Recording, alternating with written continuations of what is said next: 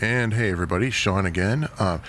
The previous videos I posted were pretty old, like several years. Well, here's one that as of the day that I'm doing this voiceover is literally 3 days old. This is from my second most recent bike ride, and so far cyclists are the biggest violators. Let's see if anything changed. Nope. Started off at a red light. Nope. So there's a ding right there. This is just a short ride. I was just running to the bank and back just to get a rent check and then get some quarters because, well, it's laundry time. So let's see if in such a short ride that maybe just cyclists can be... And the thing is, that stop sign is specifically for bikes. Yeah. Because it's a contraflow lane, so people in motorized vehicles should not even see that sign. So that is definitely a bike sign. It's a tiny one, but it's very noticeable. But let's see just in this short ride that maybe cyclists can come out ahead of everybody else in terms of the fewest violations. Oh, I hate that. Especially if there's a space open nearby, which as you can see, there were plenty. There's no reason. Even if you're picking somebody up, just pull up to the damn curb. Is that so hard? And I'm going to come to you. This is Bryn Mawr. You definitely always want to stop there. That's an arterial street. It's always busy. It's just too dangerous not to.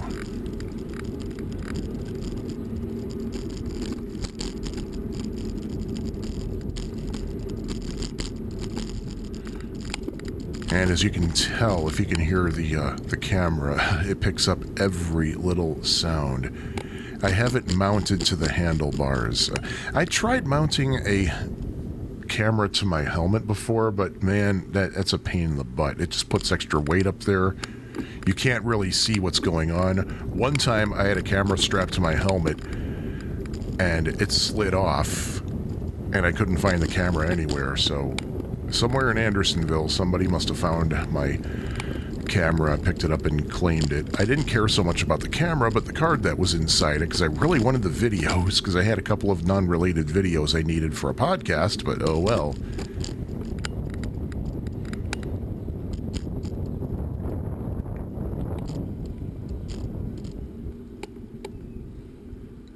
Oh.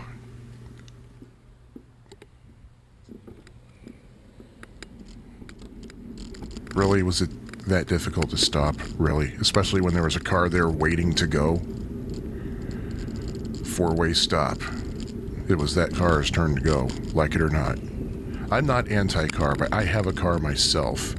I'm not one of those people who thinks that if you have a car, you're scum. Those people who think that, you can go to hell, okay?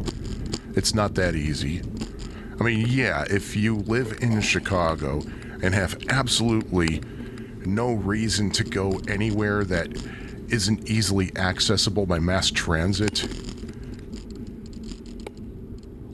If you never have a reason to get up and go somewhere that doesn't have mass transit 24/7, then yeah, okay, fine. But don't shame others for it.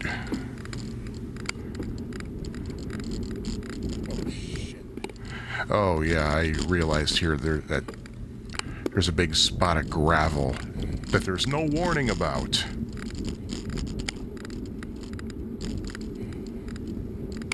Yeah, I should have just gone down. Is it Winona that has that? If you turn right, heading south on Glenwood, there's a stop. There's a four-way stop.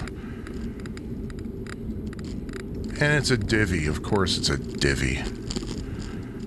Rahm Emanuel reported that, well, at least the first year of Divvy's implementation, there were no Divvy incidents reported. I don't buy that for a second, the way a lot of these Divvy yutzes ride their bikes. He must have fudged the numbers or something to redefine something.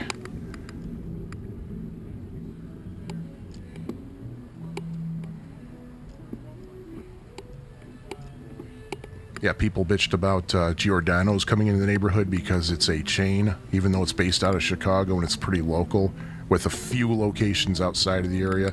Nobody complains about Star Sucks, except me.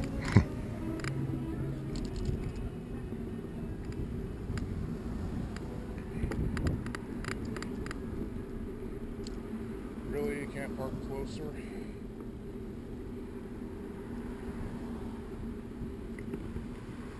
And yeah, even though this is a T intersection here, I usually do stop at this stop sign. Well, here's one reason. We got somebody crossing. And another thing, Andersonville is really busy. Especially lately, now that the pandemic is not quite as bad as it used to be. People are out and about a lot more now, so I'm very careful there.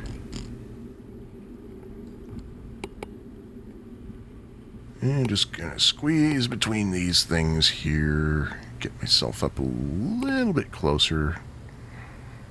It's not that I'm trying to beat everybody, it's more that I'm trying to make sure I have as much clearance as I can possibly get up there. Be as safe as I can be, but, well, with this vehicle turning, it's not that easy. Apparently that person thinks it is, but oh well. Yeah, and I'm not going to go full speed because, number one, I know there are some stops coming up ahead. Number two, oh, I missed a car right there.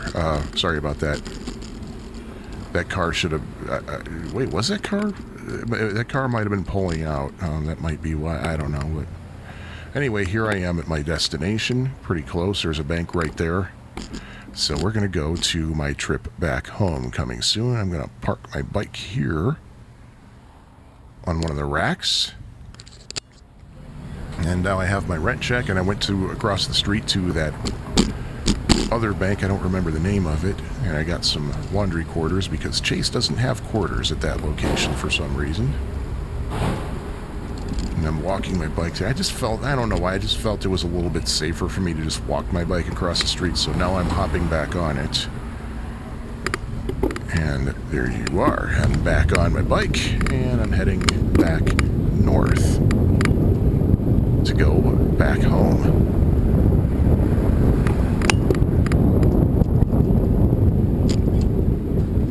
Okay, if we're going to count that other car that I forgot to count, then so far cyclists and motorists are tied.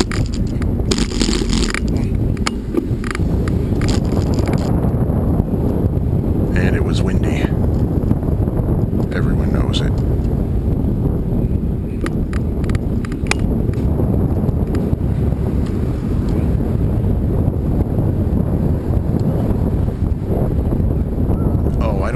Video of this, but I remember one time when I still worked in River North before the office moved to Michigan Avenue. There was a cyclist who rightfully yelled at a cab with went through a stop sign or something. Then the cyclist proceeded himself to go through a stop sign and almost ran into a pedestrian.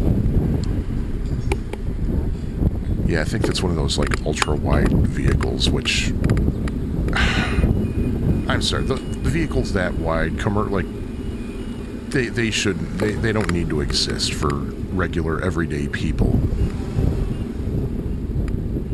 Yeah, that UPS truck, there are plenty of wide open spaces. Good grief. I hate when they do that, it didn't really affect me as a cyclist, because no matter where that truck would have been, I would have had to move over, but it was parked illegally. And the fact is, I'm trying to confirm or bust the myth that motorists violate way more traffic laws than do cyclists. So far, we have seen that is absolutely not the case at all. So far, cyclists have been the biggest violators. Let's see if that's going to carry over. Remember that I may have forgotten to count a car in the bike lane, so we'll add one to the motorist's tally.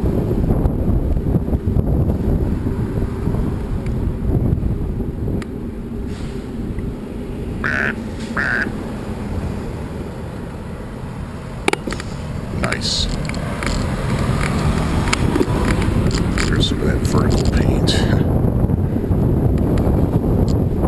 These things are so stupid. Just put an actual barrier, okay?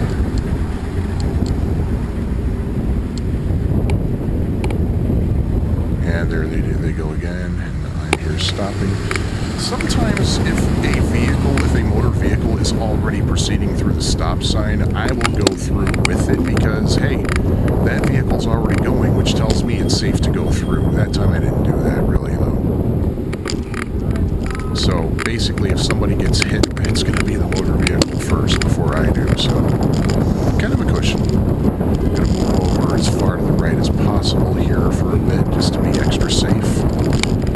And there's a car there, so I'm moving back into the bike lane.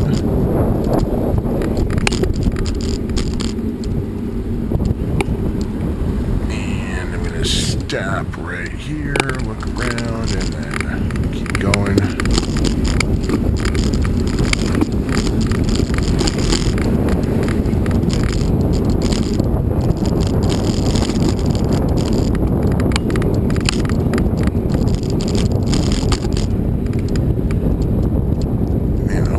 I've lived in Edgewater and close to Andersonville, close to the Strip. I have never gone to that Mexican restaurant. I don't know why. And I am not pedaling here. I'm just letting the road take me. Illinois is a flat state? No. No. Illinois is a flat state? Oh, no, it's not. Even in Chicago. You head east off of Clark Street. Street goes downhill. Which is really cool. I'm all the way to the left as far as I can get here because I'm going to make a left turn at Glenwood. So I basically want to be ready for that.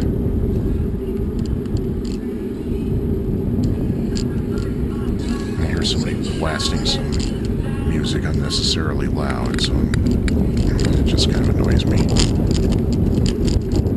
If you're going to blast something unnecessarily loud, it better be like something really cool like Stevie Wonder or something. And by the way, I could clearly see here that there was nobody coming for miles.